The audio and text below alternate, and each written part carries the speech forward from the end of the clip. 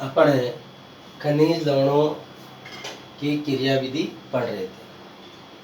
खनिज लवणों की जो क्रियाविधि के अंदर अपन इसको दो भागों में बांटा, निष्क्रिय खनिज अवशोषण और सक्रिय खनिज अवशोषण। निष्क्रिय खनिज अवशोषण अपन ने पढ़ लिया था, अब अपन पढ़ेंगे सक्रिय खनिज अवशोषण। तो सक्रिय खनिज अवशोषण क्या है? जब आयनों का अवशोषण विद्युत रासायनिक वैभव प्रवणता के विरुद्ध विपरीत ऊर्जा के सहयोग से होता है, अर्थात ऊर्जा के माध्यम से आयन कोशिका के अंदर प्रवेश कर जाते हैं, उसे सक्रिय अवशोषण कहते हैं, सक्रिय खनिज अवशोषण कहते हैं। अब देखो दोस्तों, ये सक्रिय खनिज अवशोषण है, इसको तीन भागों में बांटा गया है। तीन प्रकार इसके: वाहक संकल्पना, आयन पंप, साइटोक्रोम पंप सिद्धांत, और तीसरा है रासायनिक वैभव, रासायनिक प्रवणता की संकल्पना। रासायनिक प्रवणता की संकल्पना, ये तीन सिद्धांत इसमें है। अब देखो दोस्तों, अपन क्या है, पहले ले लेते हैं वाहक संकल्पना। पहले क्या लेते हैं? वाहक संकल्पना।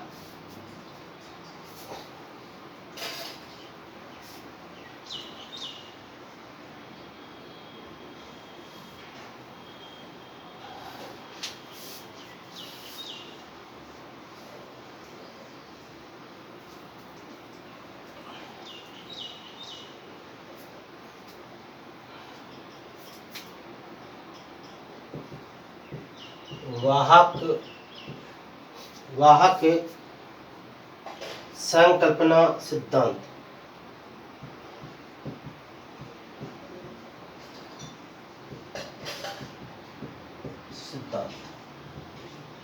देखो दोस्तों, वाहक संकल्पना सिद्धांत, इसमें क्या है, इस कल्पना के प्रतिपादक, इस कल्पना के प्रतिपादक वान डेन होनर इस संकल्पना के प्रतिपादक देने वाले वान डेन होनर वान डेन होनर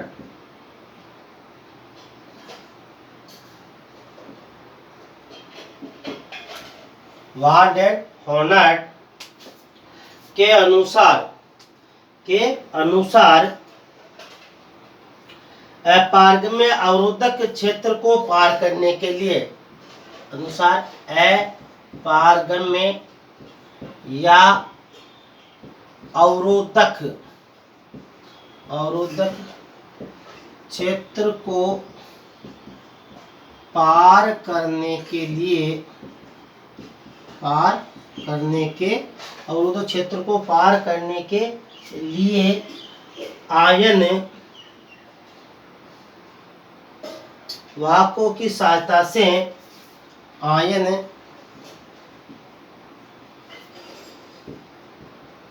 वाहकों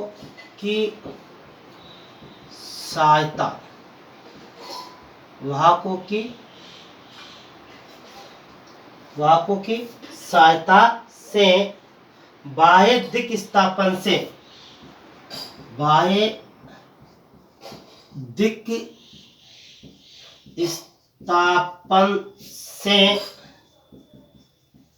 संयोजित हो जाते हैं। देखो, इस सिद्धांत के अनुसार आयन जो क्या होते हैं, बाह्य दिक् स्थापन से क्या हो जाते हैं, संयोजित हो जाते हैं। जब संयोजित हो जाते हैं और इन्हें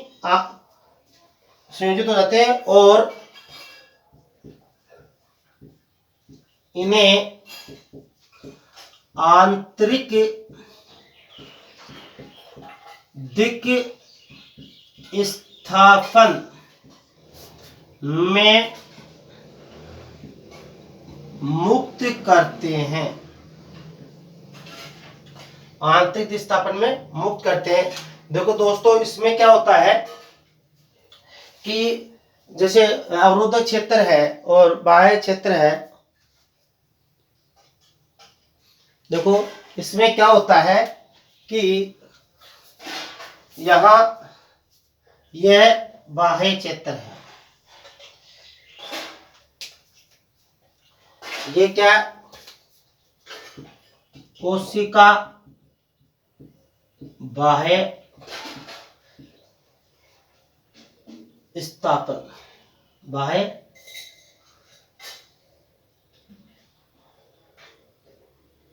बाह्य दिक् स्थापन, यह अवरोधक क्षेत्र। अब इसमें क्या है, ये क्या अवरोधक क्षेत्र में, और ये क्या आंतरिक दिक् स्थापन,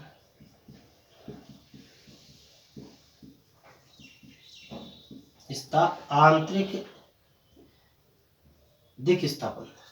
अब इसमें क्या होता है, ये बाहर क्या है आयन, ये जो है बाहर क्या है, ये आयन है, आयन, और ये आयन ये क्या है वाहक, वाहक। ये वाहक क्या करता है, इस आयन को इससे जुड़ करके, इससे जुड़ करके ये क्या हो जाता है, संयोजित हो जाता है, संयोजित होकर इसको कहाँ छोड़ देता है, संयोजित होकर कहाँ मुक्त कर देता है, आंतरिक दिस्थापन में। वाहक आंतरिक, ये जो है आयन,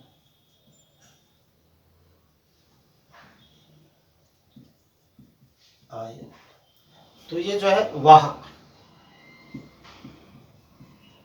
वाहक ये क्या करता है, तो अवरोधक क्षेत्र में जो वाहक होता है वो क्या करता है, इसको यहां से लेकर के किधर, यहां से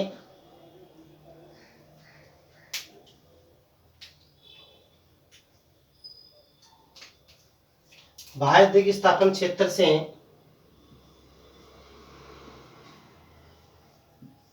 आंतरिक क्षेत्र में ले जाता है और ये मुक्त कर देता है, संयोजित, और ये क्या यहाँ क्या है मुक्त, मुक्त आयन क्या हो जाता है, मुक्त हो जाता है। इस प्रकार ये जो इसमें ये काम करता है। देखो इसमें ये होता है इसमें, ठीक है। अब इसमें लिखते हैं, देखो नेक्स्ट, तो ये किसके द्वारा, वान डेनेट के द्वारा, वान डेनेट को अपारगम्य में अवरोधक क्षेत्र से को पार करने के लिए आयन बाह्य वाहकों की सहायता से, वाहकों की सहायता से बाह्य दिक् स्थान से संयोजित होता है, या तो संयोजित हो जाता है और क्या हो जाता है इसमें, इसके साथ में संयोजित हो जाता है, और फिर ये क्या हो जाता है, कहा कि इसमें जो है देखो संयोजित हो जाता है, और फिर सहायता से संयोजित होकर और इन्हें आंतरिक दिस्थापन में क्या कर देते हैं, मुक्त कर देते हैं, ठीक है। अब देखो नेक्स्ट इसमें,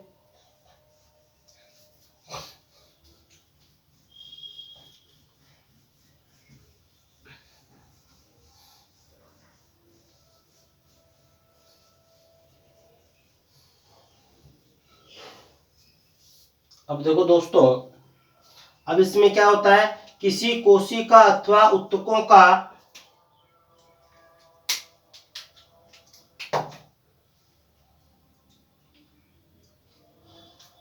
किसी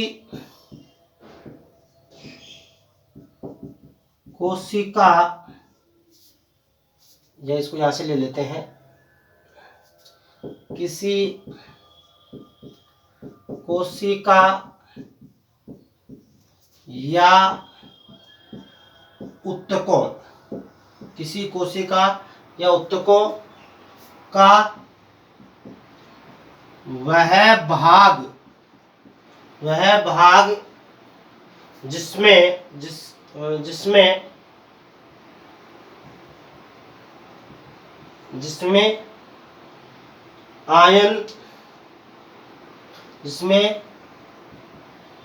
आयनों का अवशोषण, आयनों का अवशोषण होता है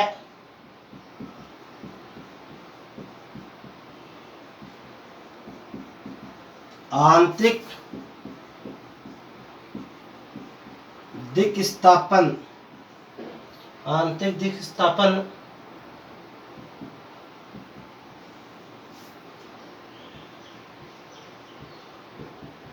कहलाता है।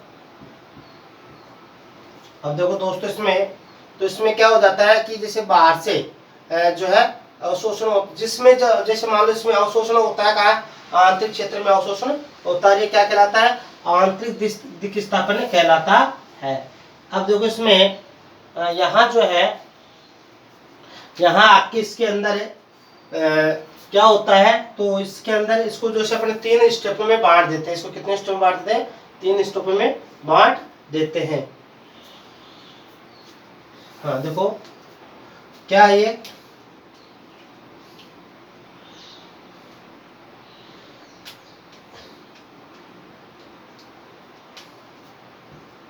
वाहक संकल्पना को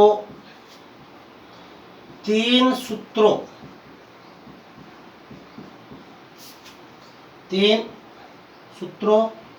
द्वारा स्पष्ट किया जाता है।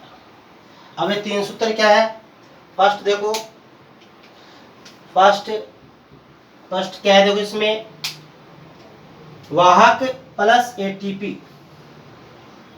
वाहक क्योंकि ऊर्जा जुड़ती है, वाहक प्लस एटीपी, वाहक प्लस एटीपी, तो ये क्या हो जाएगा, एडीपी,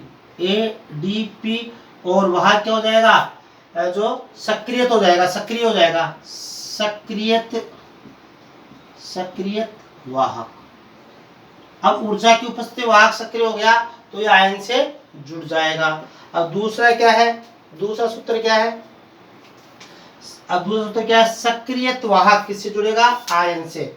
अब क्या होगा, सक्रियत वाहक, सक्रियत वाहक प्लस आयन, आयन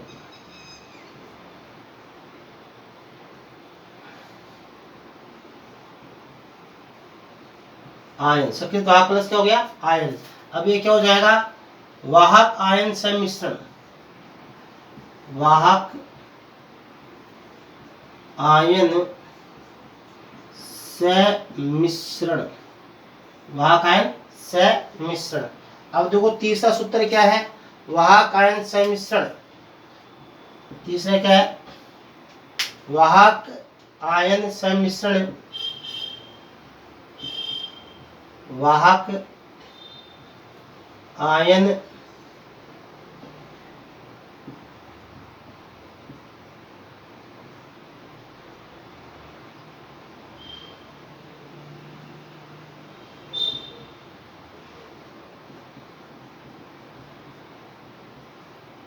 वाहक आयन सम्मिश्रण।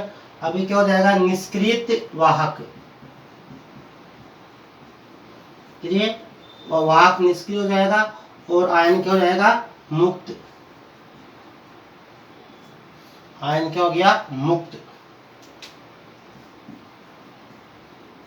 मुक्त। ठीक है, इस प्रकार ये वाहक संकल्पना है। तो ये बाह्य क्षेत्र से होता है, ये आंतरिक क्षेत्र से, इस प्रकार ये वाहक संकल्पना क्या हो जाती है, स्पष्ट होती है। तो इसमें देखो बाह्य क्षेत्र से आंतरिक क्षेत्र में, बाह्य क्षेत्र से वाहक के साथ में संयोजित होता है आयन, और आंतरिक क्षेत्र में क्या हो जाता है, मुक्त हो जाता है, आंतरिक क्षेत्र में क्या हो जाता है, मुक्त हो जाता है। तो ये वाहक संकल्पना है, ये निष्क्रिय वाहक है, यहाँ आयन वाहक सम्मिश्रण, और ये क्या हो गया, निष्क्रिय वाहक, ये क्या है, निष्क्रिय वाहक है, निष्क्रिय वाहक है, और ये आयन मुक्त हो जाता है। तो देखो एटीपी की उपस्थिति में वाहक पहले जुड़ता है और सक्रिय वाहक बनता है, सक्रिय वाहक आयन को लेता है और आयन को सम्मिश्रण बन करके क्या किस में लाके छोड़ देता है, आंतरिक दिक्स्थापन में छोड़ देता है, और इस प्रकार इसको कहते हैं वाहक संकल्पना। क्या कहते हैं, वाहक संकल्पना कहते हैं। अब देखो दूसरी है आपके इसमें जो दूसरी दे रखी है, दूसरा जो सिद्धांत है वो आपके इसमें साइटोक्रोम, ये इसमें के अंदर आपके दूसरा आएगा वाहक पंप अथवा साइटोक्रोम सिद्धांत, आयन पंप, सॉरी दूसरा है आयन पंप तथा साइटोक्रोम सिद्धांत।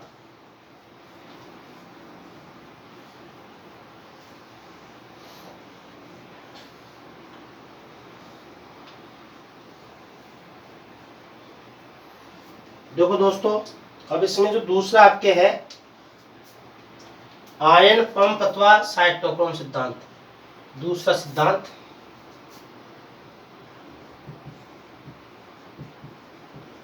आयन पंप अथवा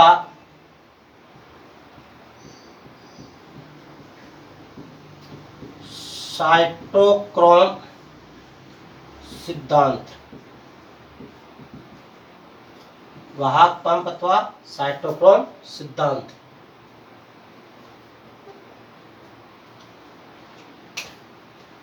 वाहक पंप अथवा साइटोक्रोम सिद्धांत। तो देखो पौधों में इसमें देखो ये जो है श्वसन क्रिया के माध्यम से ऊर्जा ली जाती है, और इसमें जो श्वसन क्रिया के माध्यम से इसमें जो दो प्रकार के जो आयन होते हैं, ऋणायन और धनायन। तो ऋणायन तो क्या होते हैं कि जो है किसके द्वारा श्वसन क्रिया के माध्यम से क्या हो जाते हैं, श्वसन क्रिया में ऊर्जा बढ़ती है, उस ऊर्जा के माध्यम से क्या हो जाते हैं, आयनों का स्थानांतरण होता है। वहाँ जो श्वसन क्रिया में ऊर्जा बढ़ती है उसमें ऋणायनों का स्थानांतरण होता है। तो ये ऋणायनों के लिए सटीक बैठता है, धनायन के लिए धनायन का जो अवशोषण होता है, धनायन का जो स्थानांतरण होता है वो निष्क्रिय अवशोषण के रूप में ही होता है। तो देखो दोस्तों, इससे इस प्रकार ये आप इसमें लेते हैं, लिखते हैं इसको, पौधों में श्वसन दर तथा पौधों में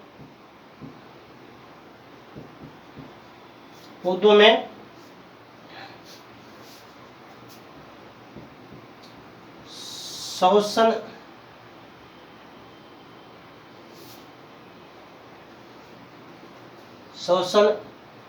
से उत्पन्न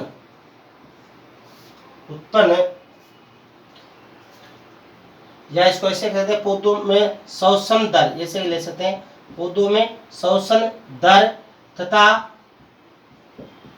उनके द्वारा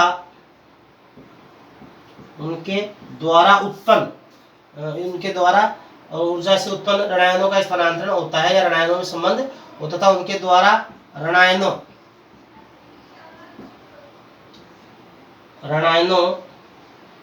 के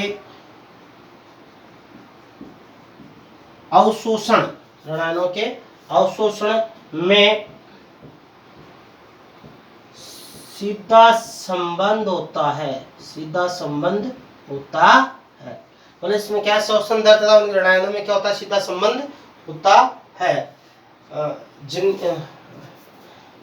इनके अनुसार, साइटोक्रोम के अनुसार, इनके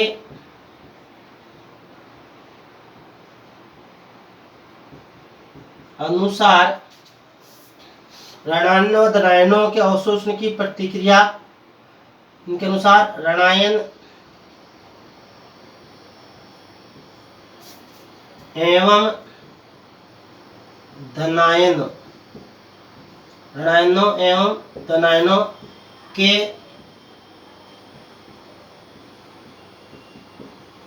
अवशोषण की प्रतिक्रिया भिन्न भिन्न होती है। तीसरा ऋणायनों का अवशोषण है,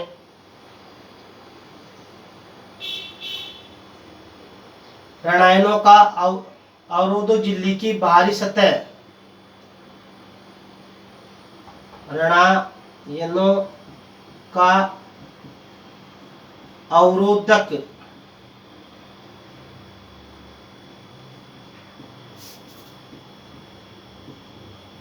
झिल्ली की बाहरी सतह झिल्ली की बाहरी सतह की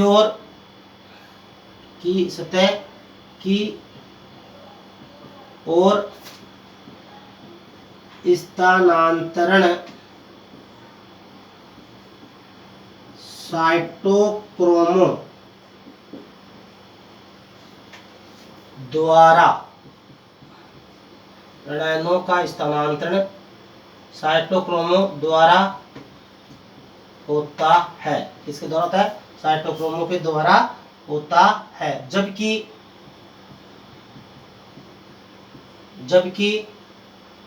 धनायनों का स्थानांतरण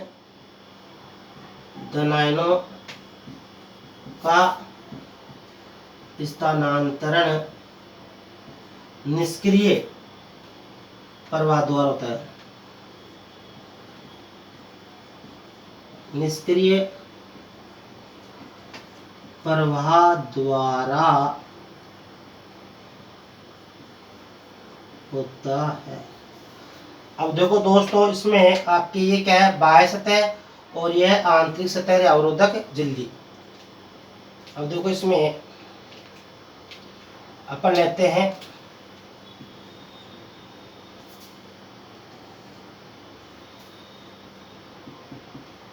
बाह्य सतह। ये क्या हो गई? अवरोधक झिल्ली। और ये क्या हो गई? आंतरिक सतह। ये क्या हो गई? आंतरिक सतह। अब इसमें जो ऋणायन है वो साइटोक्रोमों के द्वारा, अब ये जो ऋणायन है इसमें, अब ये जो है, अब इसके अंदर जैसे मान लो ये ऋणायन है, ऋणायन है वो साइटोक्रोम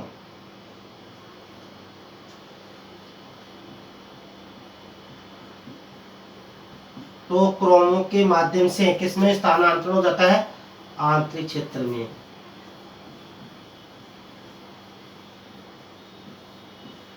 साइटोक्रोम मतलब ऊर्जा है ये। तो साइटोक्रोम क्या है? ये ऊर्जा। क्या है ये? ऊर्जा।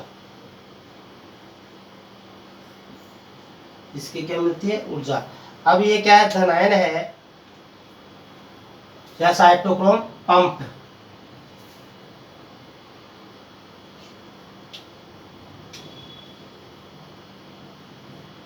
पंप के द्वारा, साइटोक्रोम पंप के द्वारा ऋणायनों का स्थानांतरण होता है। अब इसके बाद में क्या आता है? आपके धनायन। क्या आता है? धनायन। अब धनायन क्या होता है? धनायन का प्रवाह किसके द्वारा होता है? अब ये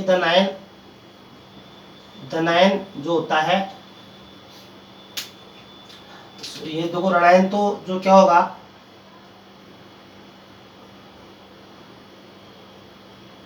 अब ये है धनायन। धनायन जो है इसके द्वारा निष्क्रिय अवशोषण, निष्क्रिय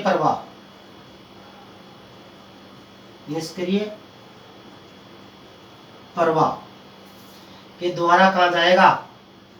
आंतरिक क्षेत्र में जाएगा। आंतरिक धनायन।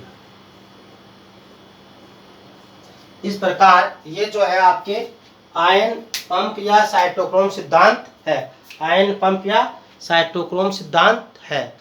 आयन पंप या साइटोक्रोम सिद्धांत है दोस्तों। इसमें क्या है? देखो, पौधों में श्वसन दर तथा उनके द्वारा ऋणायनों में अवशोषण में सीधा संपन्न होता है। अर्थात जो श्वसन दर से जो ऊर्जा बढ़ती है, ऊर्जा का जो होता है, ये ऊर्जा, श्वसन दर का मतलब ये क्या है? ऊर्जा। ऊर्जा का क्या होता है? इससे संबंध होता है ऊर्जा का। श्वसन दर का मतलब क्या? ऊर्जा का क्या होता है? ऋणायनों से संबंध होता है। जो साइटो जो है इसके अनुसार ऋणायनों धनायनों में भिन्न होता है। अवशोषण क्या होता है? भिन्न होता है। ऋणायनों का अवरोधक झिल्ली की बाहरी सतह की और स्थानांतरण साइटोक्रोमों द्वारा होता है। ऋणायनों का अवरोधक झिल्ली, ऋणायनों का इसमें क्या आएगा? ऋणायनों का अवरोधक झिल्ली की बाहरी सतह से बाहरी सतह से बाहरी सतह बाहरी सतह से भीतरी सतह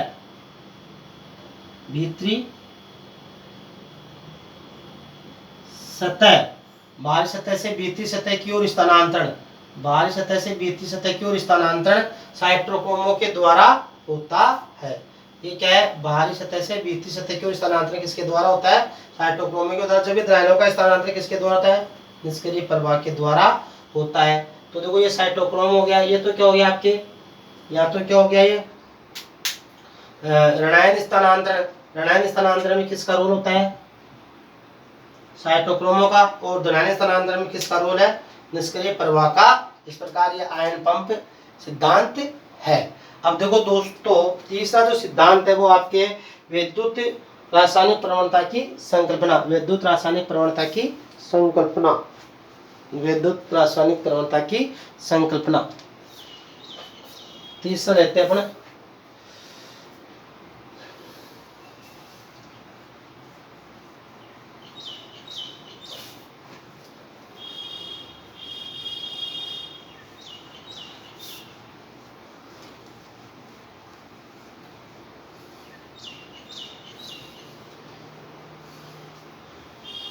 तीसरा है आपके विद्युत रासायनिक प्रवणता की संकल्पना।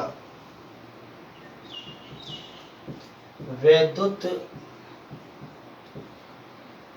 रासायनिक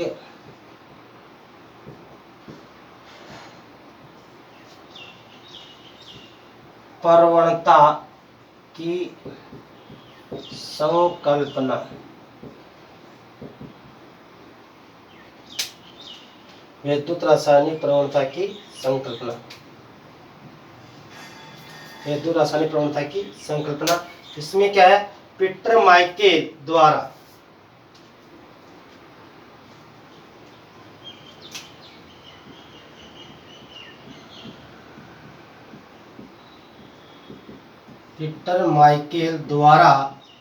पीटर माइकेल द्वारा प्रतिपादित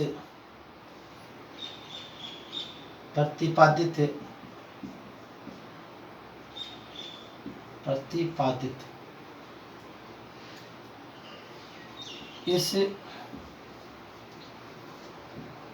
संकल्पना के अनुसार, ये किसके द्वारा प्रतिपादित थी? पीटर माइकेल के द्वारा। पीटर माइकेल के द्वारा प्रतिपादित संकल्पना के अनुसार ऋणायनों का स्थानांतरण अवरोधक झिल्ली। ऋणायनों का स्थानांतरण अनुसार ऋणायनों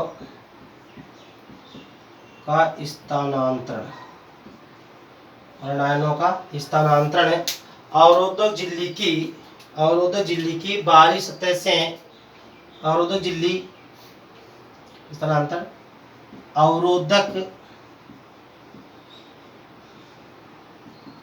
झिल्ली की बाहरी सतह पर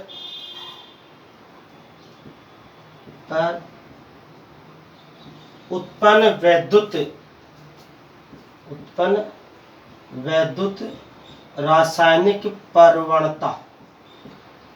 विद्युत रासायनिक प्रवणता के कारण होता है। विद्युत रासायनिक प्रवणता के कारण होता है। उत्पन्न विद्युत रासायनिक प्रवणता के कारण होता है। इसमें जो है अवरोधक झिल्ली की पर उत्पन्न विद्युत रासायनिक प्रवणता के कारण क्या होता है? स्थानांतरण होता है। तो देखो ये जो है विद्युत रासायनिक प्रवणता क्या है? ये किसने दी थी? पीटर माइकेल के द्वारा दी गई थी। पीटर माइकेल के द्वारा जो प्रतिपादित इस कल्पना के अनुसार ऋणायनों का स्थानांतरण अवरोधक झिल्ली पर उत्पन्न विद्युत रासायनिक प्रवणता के द्वारा स्थानांतरण होता है। ठीक है, तो ये तीन सिद्धांत है किसके? एक तो संकल्पना सिद्धांत, और दूसरा था साइटोक्रोम पंप सिद्धांत, और तीसरा विद्युत रासायनिक प्रवणता सिद्धांत है। अब देखो दोस्तों, अब आपके से संबंधित एक पॉइंट और है, वो जो अपन इसमें लेंगे। एक पॉइंट और है जो भी इसमें अपन लेंगे। देखो दोस्तों, इसमें एक पॉइंट आपकी और है, वो है आपके एक पॉइंट इसके अंदर और है, वर्मीकुलाइट। वर्मीकुलाइट वर्मीकुलाइट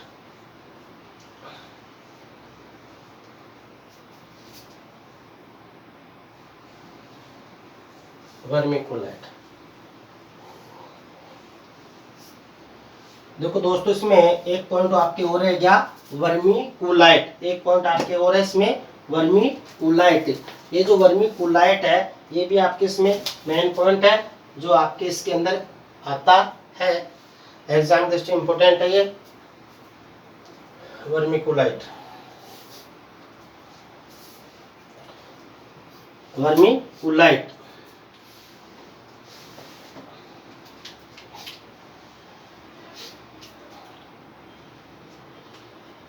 वर्मीकुलाइट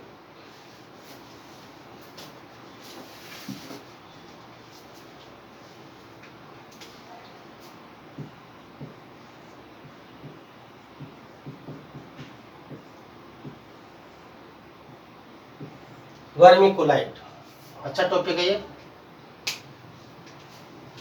वर्मीकुलाइट अच्छा टॉपिक है, इसके अंदर है ये, इसको ऐसे लेते हैं अपन।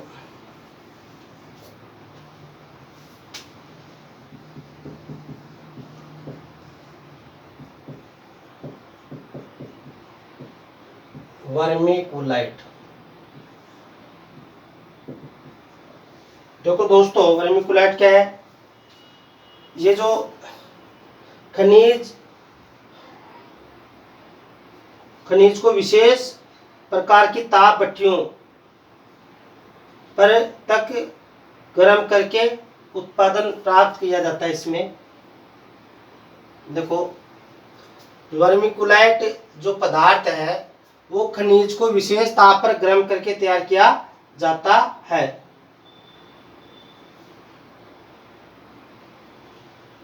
देखो, वर्मीकुलाइट ये क्या है, वर्मीकुलाइट क्या है, ये खनिज है, ये है वर्मीकुलाइट क्या है,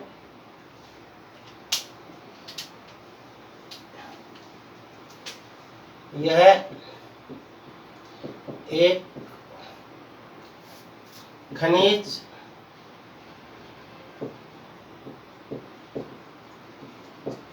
पदार्थ होता है। क्या होता है, ये खनिज पदार्थ होता है। इस खनिज को विशेष प्रकार की ताप भट्टियों में, इस खनिज को विशेष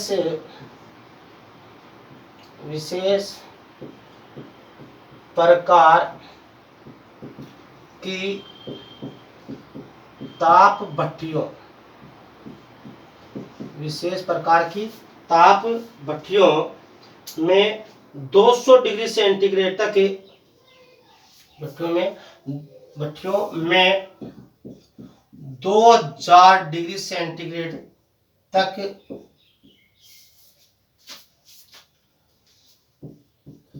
गरम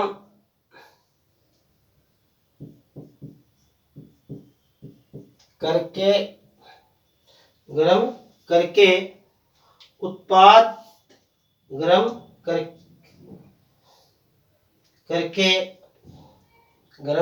करके जो उत्पाद प्राप्त होता है, उसे वर्मीकुलाइट कहते हैं।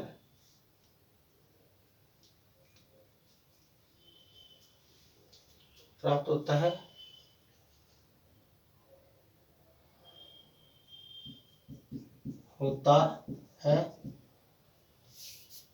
वह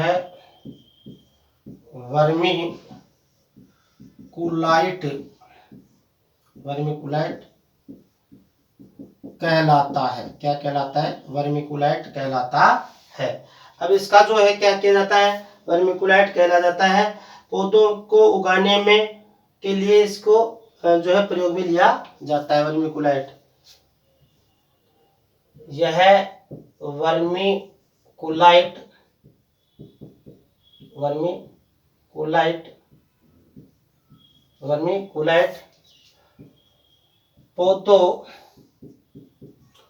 को उगाने के लिए प्रयोग में लिया जाता है। तो देखो दोस्तों, एक ये जो वर्मीकुलाइट क्या है, एक प्रकार का खनिज पदार्थ है। वर्मीकुलाइट क्या है, एक प्रकार का खनिज पदार्थ है जो विशेष प्रकार की ताप भट्टियों में 2000 सेंटीग्रेड तक गर्म करके जो है करने से जो उत्पाद प्राप्त होता है वह वर्मीकुलाइट कहलाता है। वर्मीकुलाइट क्या कहलाता है, वर्मीकुलाइट कहलाता है। और यह वर्मीकुलाइट पौधों को उगाने के लिए उपयोग में लिया जाता है गर्म करने से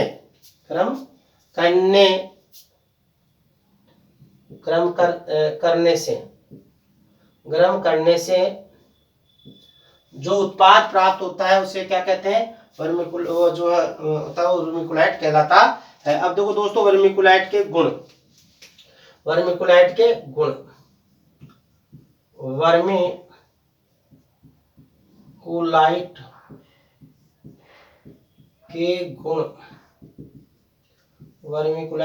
गुण। अब पहला गुण तो क्या है, ये हल्का भार वाला पदार्थ है। क्या ये,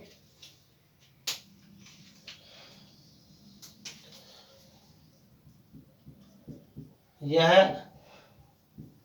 हल्के भार वाला पदार्थ है।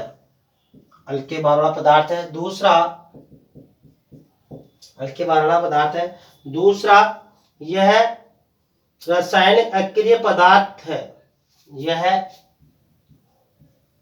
रासायनिक अक्रिय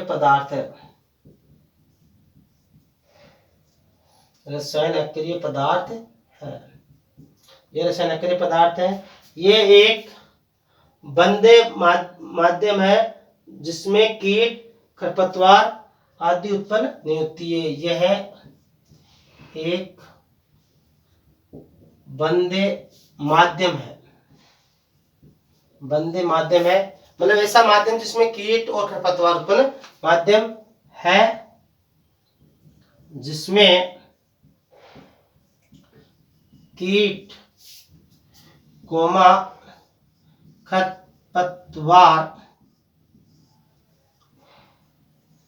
उत्पन्न नहीं होती।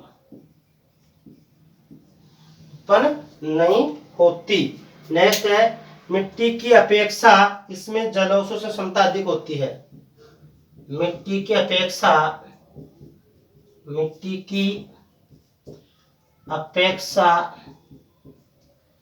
इसमें जल अवशोषक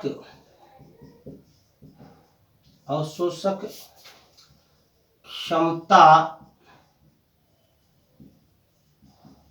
अधिक होती है।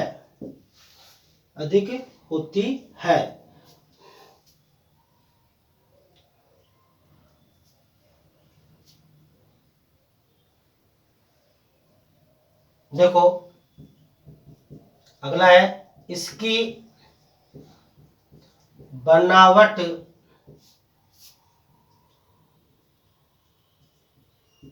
ढीली होती है, अतः इसमें मूल तंत्र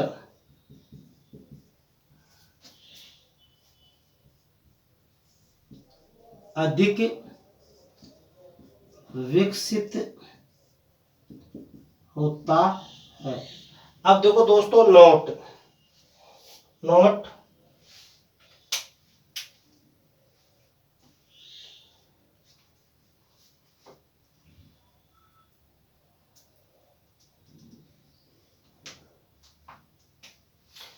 है,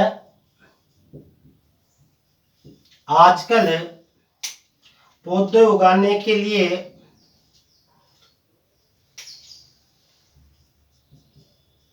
आजकल पादप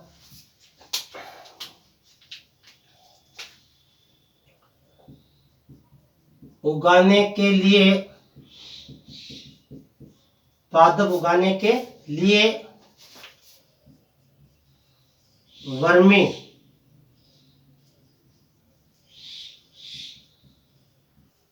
कुलाइट का प्रयोग किया जाता है।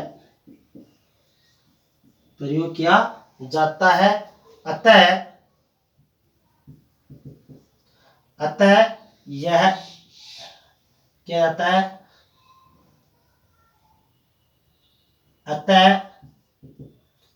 यह तकनीक